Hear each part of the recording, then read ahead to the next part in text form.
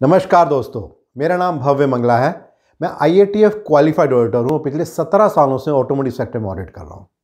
एक और बेहतरीन टॉपिक में लेके आया हूँ, वो है क्या डिफरेंस है between effectiveness indicator and efficiency indicator. तो सबसे पहले तो मन में ख्याल यही आता है कि क्या वाकई कोई फ़र्क है, क्योंकि जनरली हमारी रूटीन लाइफ में हम इफेक्टिवनेस और एफिशिएंसी को ऐसे यूज़ करते हैं कि जैसे इनमें कुछ फ़र्क ही नहीं है। बट अगर हम ISO 9000-2015 की डेफिनेशंस के हिसाब से देखेंगे तो इफेक्टिवनेस का मतलब है कि जो हमने प्लान किया था, क्या हमने उसे अचीव किया या नहीं किया, वो एक इफेक्टिवनेस इंडिकेटर है। जब हम एफिशिएंसी इंडिकेटर की बात करते हैं तो उसका मतलब यह है कि जो हमने अचीव किया उसको हम रिसोर्स से लिंक करते हैं। रिसोर्स क्या हो सकता है? रिसोर्स पैसा हो सकता है, टाइम हो सकता है, एनर्जी हो सकता है। वो एफिशिएंसी इंडिकेटर है।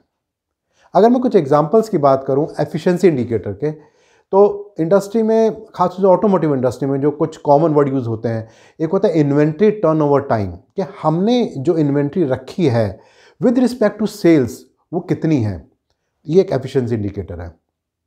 दूसरा है कॉस्ट ऑफ पुअर क्वालिटी, कि जो भी हमने क्वालिटी के टारगेट को अचीव किया है वो किस कॉस्ट के अगेंस्ट किया है। या एक और बहुत कॉमन इंडिकेटर होता है सेल्स पर पर्सन, कि हमने सेल्स का टारगेट तो अचीव किया लेकिन विद रिस्पेक्ट टू रिसोर्स कितना अचीव किया। ये सारे एग्जांपल हैं एफिशिएंसी इंडिकेटर के। अगर हम इफेक्टिवनेस की बात करें तो हम अक्सर बात करते हैं प्रोडक्शन प्लान वर्सेस एक्चुअल, कि हमने इतने पीसेस प्लान किए थे प्रोडक्शन करने के लिए और हमने कितने पीस प्रोड्यूस किए, वो हमारी इफेक्टिवनेस को बताता है। या अगर हम HR प्रोसेस में बात करें ट्रेनिंग के बारे में, तो हम बोलते हैं कि इतनी ट्रेनिंग्स हमें 1 महीने में करनी थी और हमने कितनी ट्रेनिंग्स कर ली। या इस तरह से हम डिस्पैच के बारे में बात कर सकते हैं कि हमें इतना मटेरियल डिस्पैच करना चाहिए था और हमने कितना मटेरियल डिस्पैच किया। ये सारा इफेक्टिवनेस इंडिकेटर है।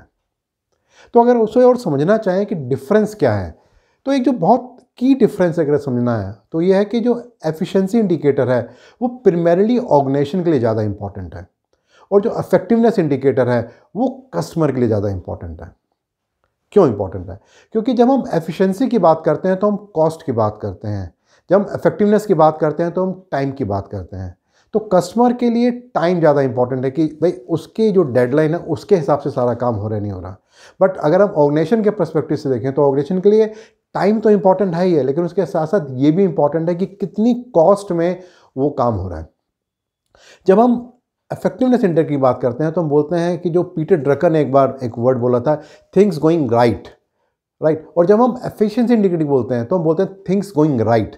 तो ये डिफरेंस इस बात का है कि क्या हमने सही काम किया और क्या सही तरीके से काम किया।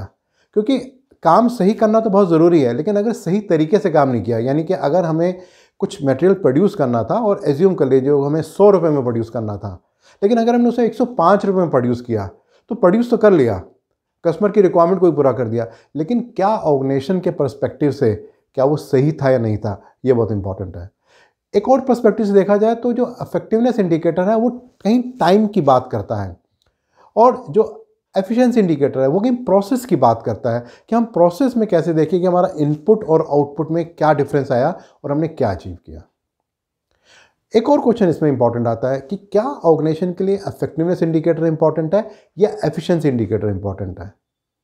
तो मेरी जो अंडरस्टैंडिंग है वो कहती है कि दोनों ही इंडिकेटर्स बहुत इंपॉर्टेंट हैं। इफेक्टिवनेस इंडिकेटर्स भी बहुत सारे काम को पूरा करते हैं और एफिशिएंसी इंडिकेटर भी बहुत सारे काम को पूरा करते हैं।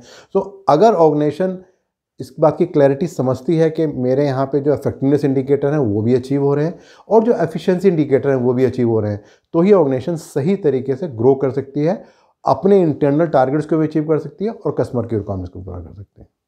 तो अगर मैं ओवरऑल फाइनल समरी करूँ तो इफेक्टिवनेस इंडिकेटर बात करता है कि हमने क्या प्लान किया था और क्या अचीव किया। एफिशिएंसी इंडिकेटर बात करता है कि जो हमने अचीव किया वो कितने रिसोर्स खर्च करके अचीव किया, वो एफिशिएंसी इंडिकेटर है। अगर आप चाहते हैं कि इस पर्टिकुलर वीडियो को और डिटेल में समझना है तो नीचे डिस्क्रिप्शन में एक लिंक है, उसे आप क्लिक करेंगे तो और डिटेल में आपको समझ में आएगा इस पर्टिकुलर वीडियो के बारे में। रेगुलरली आपके बहुत सारे फीडबैक्स हैं जो मेरे पास आ रहे हैं, जो मुझे हेल्प कर रहे हैं अंडरस्टैंड करने के लिए कि आपकी क्या एक्सपेक्टेशन है। सो प्लीज़ आप उसको कंटिन्यू रखिए। अगर आपको लगता है कि इस तरह के ब्लॉग और वीडियो यूज़फुल हैं और आपके लिए फ़ायदेमंद हैं तो आप मेरे YouTube चैनल को और मेरे चैनल को सब्सक्राइब कर सकते हैं। धन्यवाद।